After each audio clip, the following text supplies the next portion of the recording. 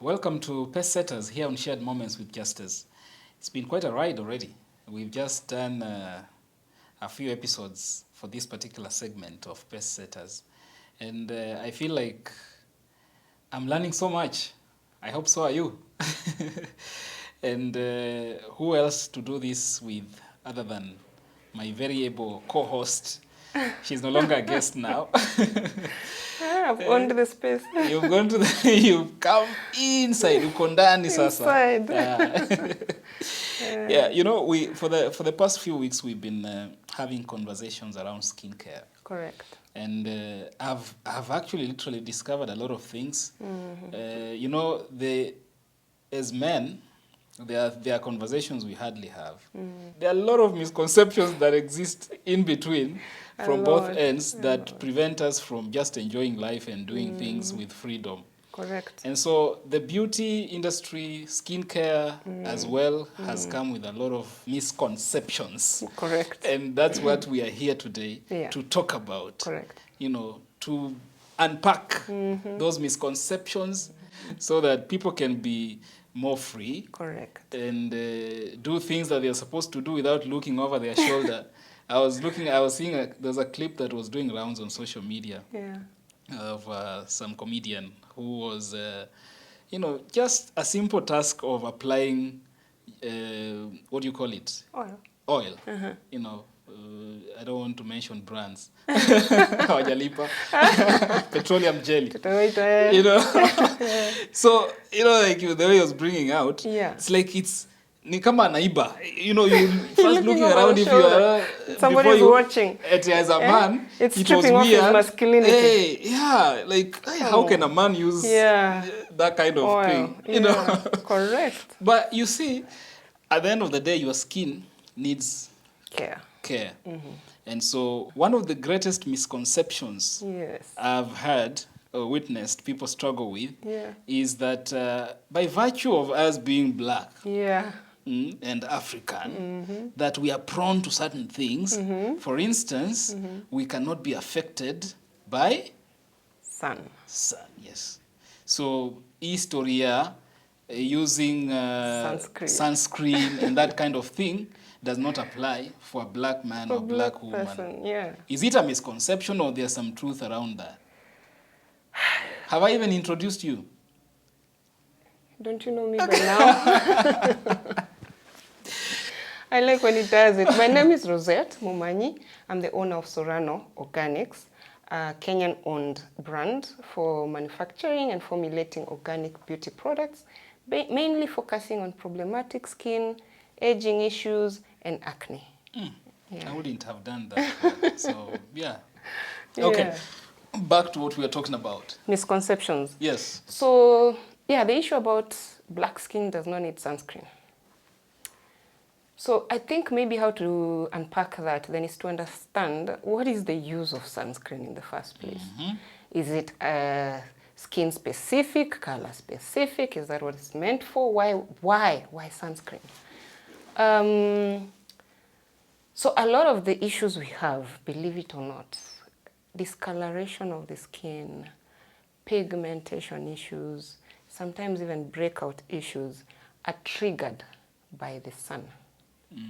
The sun is good. We are not saying it's bad on our skin. It's very important. But just like previous conversations we've had, if you've been with us on this journey, on this series, you must have heard us saying that we need the sun as vitamin D. We also need the sun to trigger melanin production. Yes.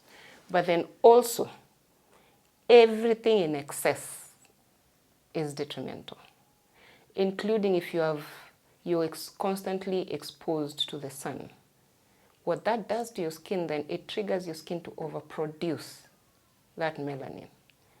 So then this melanin presents itself in a darker version of your normal skin tone, because ideally that's how it presents itself. So then that leads to pigmentation issues, that leads to uneven skin tone, that leads to sometimes dark patches on our skin. Secondly, as we age, our bodies produce less and less collagen. So sometimes you find that some of your body parts are also discoloring because some of these triggers also affect melanin production. It's a natural process as we age. So then why was sunscreen created? Sunscreen was created especially for the seasons, summer, if we're talking about the Western. For us, we're in the tropics, we are constantly exposed to the sun. So sunscreen is meant to protect us from that excess sun on our skin, so that then we are able to regulate this process of melanin production. So then if you think about it from that perspective, it has got nothing to do with skin color, whether you're dark, yellow, normal skin, chocolate. Or woman or man. Or woman or man. Yeah, because woman or man. That card is used again. Across. How does a man apply sunscreen? That's also another misconception. Why do I need sunscreen as a man? And remember, let's not forget, especially now that the ozone layer has been tampered with, we are having UV rays directly on our skin. So if we do not have, because another use of sunscreen is also to protect us from that damage, UV rays damage. So we're having skin cancers and all these problematic issues on our skin because we're not protecting ourselves from the UV rays and from the sun damage. The only time I see people proactively looking for sunscreen or shopping around for sunscreen is when we're going traveling for, areas that are extremely hot. That are extremely hot. But otherwise, we don't consider the normal exposure we have as extreme.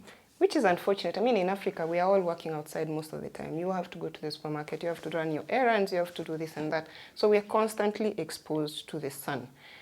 Incidentally, by the way, another misconception is that I only need sunscreen when I'm walking out of the door. Even these lights. What do you mean? Yes. Whether you're indoors or outdoors, so long as it's during the day, you're exposed to... These are not natural lights, so they affect our skin composition. They have UV rays. So whether you're indoors or outdoors, you need sunscreen. But when am I going to just be me and feel comfortable? Because some of those things are really uncomfortable, especially for me as a man. Applying things on my face is the most uncomfortable thing, really, like, to be honest. So, but I hear you. I keep saying this. That's a good conversation to have. But remember, if you have to treat, then you're forced to be on a regime. So which regime would you rather be on? Okay. Yeah. I hear you. All right. Yeah. There's another misconception. When it comes to the types of skin, there are people who have oily skin, there are people who have dry skin. And those who have especially oily skin, because you almost feel like your face is moist every other time, that we don't need to moisturize. Maybe it's not a misconception. You tell me. Because I'm already feeling like... That's probably one of the biggest misconceptions, and one of the... Amongst the conversations I have, that probably would make 50% of the conversations I have with women, with men who have oily skin. Because remember, our range focuses on acne as one of the problems we solve out of the three. Acne mainly comes as a result of oily skin, which overproduces sebum. And incidentally, some of this, and this is why I keep saying prevention rather than treatment, because if we understand then the genesis of that, then we are able to understand why it's important to prevent that whole process. So the reason why the body overproduces sebum, which leads to oily skin, first of all, it's because it feels like it lacks the good moisture to moisturize the skin. So because the body is meant to be self-regulating. I mean, God gave us nature to be able to take care of ourselves. Our bodies should be able to, if we feed well, we take care of our bodies, we exercise right, and we keep a good lifestyle, then our bodies are supposed to self-heal. Correct? So then the body produces moisture to moisturize the skin. But it overproduces because it lacks the good moisture. So then what we need to do is feed it with good moisture, oils which have natural moisturizing, which are anti-inflammatory, anti-aging, anti-clogging, antibacterial, so that then it does not feel the need to overproduce the sebum. So with that understanding, then you can understand why oily skin, if you do not oil it, the body will consistently continue to overproduce, trying to supplement for the lack of the good moisture. So once you start feeding it with good moisturizers, good oils, that then automatically regulates the production of sebum. Then it comes to a normal balance. So then it's a serious misconception when people with oily skin say, I don't need to oil because as soon as I come out of the shower, my face is already shiny. Meanwhile, if you use a good moisturizer or a good oil, especially if it contains jojoba oil, which then mimics our sebum production, you apply immediately after moisturizing, you will realize that your face shines less. Okay. Because now the jojoba then mimics sebum production, goes and balances out the overproduction. Wow. Yes. Are there perhaps things that we do that affect the type of, or is it just something that, some are born with oily skin, some are born with, dry skin, or does it have anything to do with our lifestyle or some, things that we do to ourselves that perhaps move you from this type of skin, from normal to this, or from, because ideally we should have a normal skin. Yeah. So how do we find ourselves in these other two categories? Yeah. Actually, there are several other categories, and you're right. So yes, we have oily skin, we have dry skin, we have normal skin, we have combination skin. Yes, Somebody who has dry skin and some parts of their face are oily, so that's combination skin. So we have all these types of skin types, and as you rightfully say, it's because of different triggers. Some could be genetics. Some people just, the internal hormones are well balanced, naturally. Some could be triggers, like adolescent. Adolescent is a trigger because the hormones are changing at that point. We are going through a transition from, into young adulthood. There's a lot happening in the body system. Sometimes it's also the environmental. We are our sensitivity to certain things in the environment. Sometimes it's genetics. Sometimes it's medication, the type of medication you're using. Sometimes it's pregnancy. So yes, you can actually move from one type of skin type to another. But generally, you find that people with oily skin tend to have it consistently throughout their life period because of certain triggers and certain sensitivity to certain things in the environment. So there's triggers, but there's also genetics. Okay. Yeah, there's triggers and then there's genetics. So it's very, very important, even when you're using skincare products, to understand, first of all, what is your skin type. Okay. Yeah, it is very important. I don't know if men are struggling with even identifying with any of the many types you've said. Sometimes what is a very normal conversation for a woman to have is very foreign to somebody else. To some of us. Yeah, but we're learning. Right. Yeah. So this session is helping us. Personally, I am. Let's talk about those who perhaps consider themselves to be having normal skin because maybe they are thinking they are safe. Exactly. But let's talk about them a little bit. There's a misconception around that as well when it comes to scrubbing and masking. So by the virtue of me having a normal skin, there are those who believe that it's not necessary to scrub or to mask because my skin is normal. It's normal. Whew. Actually, there's even a wider conversation around that because people with normal skin, you don't have breakouts. You're not shiny, you're not oily. I mean, you're the people we all envy. Your life is easy. So what are you solving? Why maintain a good skincare routine, for example? So the reason why it's pertinent to maintain a good skincare routine is because you're doing it not just for now, but also for future. Because remember, as we age, again, let me go back to what I said earlier, our body reduces production of collagen. Yes. So the reason why we insist on a good skincare routine from a younger age, you adopt a lifestyle where you already have products that naturally enable your body to produce collagen or trigger your body to produce collagen. So then long-term, by the time you're in the age of, let's say, late 40s, 50s, you still have this youthful look, You still have good skin elasticity. You still have a glow because, you know, let's not forget we are doing all this because we are talking about inner confidence. Yeah. So then you want to maintain this for as long as you're able to. It's important to start early. People with normal skincare assume that they don't need a skincare routine because they don't have issues. We don't maintain a good skincare just because we don't have issues.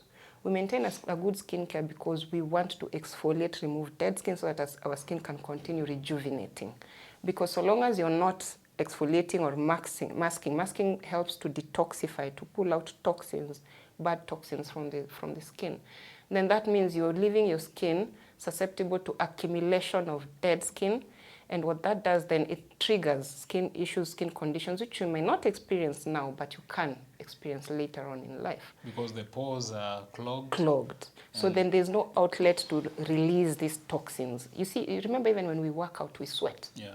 So then you need your pores to be open for these bad toxins to come out. So then it's important for everybody to maintain a simple, nice skincare routine.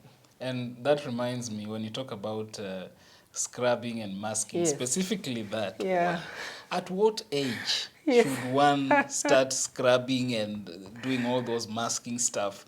When is it safe for one to start? Because you said, as long as you've been born, your skin tomorrow is never the same as your skin yesterday. Correct. So it means degeneration starts almost immediately. Yeah, it does. And so at what stage or at what age does one then, can one be exposed so that even our kids, our young girls who are also watching can be able to know, I mean, this is now time for me to engage in this, because you said it's important to start some of these things early enough so that they can, prevent. help us. Yeah. I would say from teenagehood, because that's when a lot of hormonal imbalances start happening. That's when we become very conscious. That is when our skin is maturing, because you don't want to do it early when the skin is supple, young, and still, generating. So from adulthood, from teenagehood, and the reason why I say teenagehood is because at that point is when most people start experiencing these breakouts.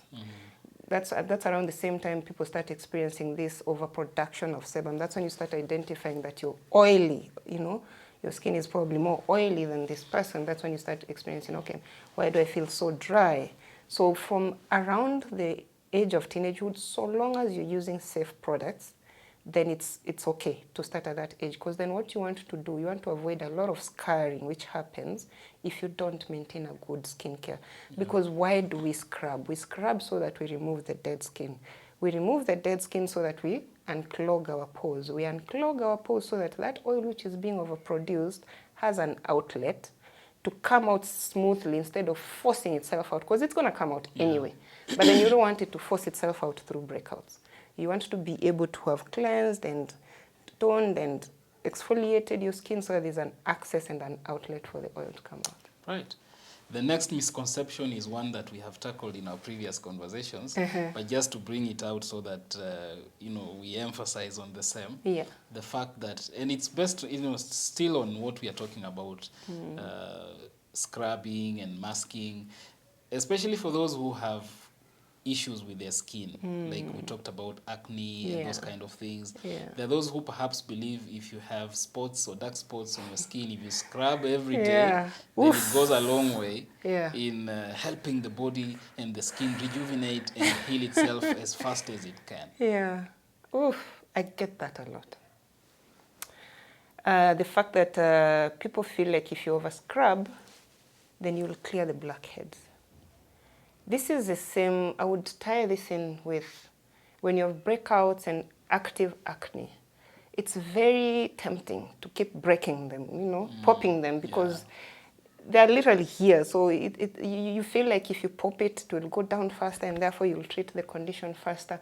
But what that does, and it's this, because it's the aggression in popping, the aggression in scrubbing, what that does in retrospect, it overprocesses the skin. When you overprocess the skin, you strip your skin of its natural oils. These natural oils are the first layer of protection to our skin from the external free radicals. So if you're stripping yourself, you're exposing yourself more to these free radicals. What are you doing? You're making your skin more sensitive. What does that do? It leads to more breakouts. So ideally, the recommended exfoliating is once a week. Okay. Again, not using aggressive material. Remember, still, we really have to protect our natural oils. So it's more the ingredients that you're going to use to exfoliate rather than the aggressive process. Yeah. Wow. Yeah. Those are for now, those are the misconceptions that I felt perhaps we needed to get out of the way. Correct. So that as we continue with these series and these conversations, then people are clear. Yeah. We have facts, right? Yeah. Put our facts on the table. Correct. So that we are now approaching these conversations from a point of information and not just hearsay and things that are not founded. That's true, and I would like to hear other misconceptions that people have. And then we can be able to address or demystify, because there's a lot. Yeah. There's a lot. With skincare, unfortunately, there's no one size fits all, and therefore, depending on, different skin types, there people will believe, okay, maybe I don't need to tone, I don't need to do this. So some of those things we need to hear, and then we can be able to address them as they come. Yeah. If you have, you're not sure about something and you'd like us to, respond on the same, or give you information over the same, kindly get in touch with us. Send us your feedback, send us those questions and concerns that you're having around your skincare routines, and we see how to help each other. True. And you have got products, a whole product range that is, fashioned to really make sure that your skin is at its best. Yeah, correct. Wow. Yeah. But of course, like we've said before, over and over, it's one thing to have these products, but it's another to really understand why you're doing this. You have to do it in context. In context. Yeah. Because people's needs are different. Very different. Yeah. Very and that's diverse. why it's important before you start using any product to at least consult with. Yes. I think consultation is very important. Very important. Every time we have a new client, we have a conversation. Do you understand your skin type? Okay, you don't. The easiest way, if I can give a tip for you to understand your skin tone, if you wash your face, and it's important to use a good cleanser, this will come up in other conversations. Assuming you have a good cleanser, you've cleansed your face, give yourself about 30 minutes without applying anything. If within those 30 minutes, your skin is already oily, you're feeling a bit shiny, then guaranteed you have oily skin. If within those 30 minutes, your skin feels very tight, very dry, almost cracky, like you really feel the urge to apply something on it, then you definitely have dry skin. So if within those 30 minutes, then these sides, the sides of your face are feeling a bit dry, but the T-zone, which is the forehead, down your nose and across your chin, is feeling a bit oily and shiny, then you definitely have combination skin. So based on that, it is a very good place for you to start the conversation. Then now, even when you're consulting with an expert or a skincare or whatever, you can be able to tell them, this is my skin type. What would you recommend? Based on my skin type and the issues that I'm facing, what would you recommend? Great. Yeah. Wow. Yeah. I'm really enjoying this journey. And since we started, we have actually covered quite a lot. Yes. And I don't know what stands out for you, even as we finish this conversation for today, for the much that we've been able to cover. Yeah. What stands out for you? How have you been enjoying the journey, or what really has inspired you the most? Just as it started like an idea, me and you were brainstorming, and it's one thing to sit on this couch as a pace setter and talk about your brand and delve into details about it. But when we had Ashley the last time, the testimonial, the lady on acne, I think for me that really stood out, because her testimony is something that has really inspired me to continue doing what I'm doing, because then it rubber stamps the why we do this. Because the why is not so much the commercial or the why is that being able to help somebody, their mental, emotional, for them to be able to come out, even for her to sit on this platform in front of cameras and share, that shows the journey she has taken to building her own confidence. And I think for me that was the most powerful, and that's what has really, really stood for me. And if I can continue impacting people's lives like that, then I think my mission will be accomplished. Wow. Yeah. We're really proud as well of what you have, continually put into this particular process to see to it that you become an avenue through which other people can find themselves. True. Because we lose ourselves because of external factors. Yeah. And so finding someone like yourself and a brand that can be able to help you regain the lost, esteem and those kind of things, it goes a long way. It goes a long way. Yeah. So thank you so much. Keep doing what you're doing. Thank and you. I know that there are so many people who are already reaching out. Yeah. And yes. you're already overwhelmed. That's a good problem. But it's a good problem. Yes. So let's overwhelm her some more.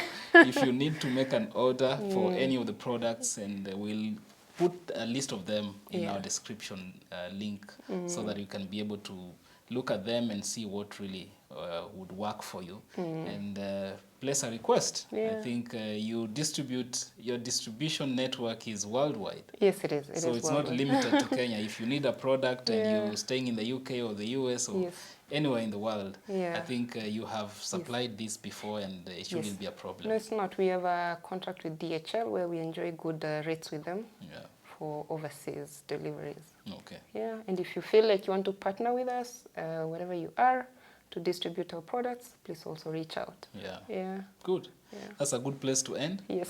Asante sana, thanks for coming again. And thank you for having me again. Tunaendelea kukuinvite. Kabisa. Ama sasa wewe ndio utaanza kuinvite. I'm co-host. Yeah, so that's all we've had for today. Hopefully, those misconceptions that we have addressed, that information will help you to make more informed decisions and choices going forward. This has been Pace Setters here on Shared Moments with Justus. Hope to see you again next time. Same time. See you then.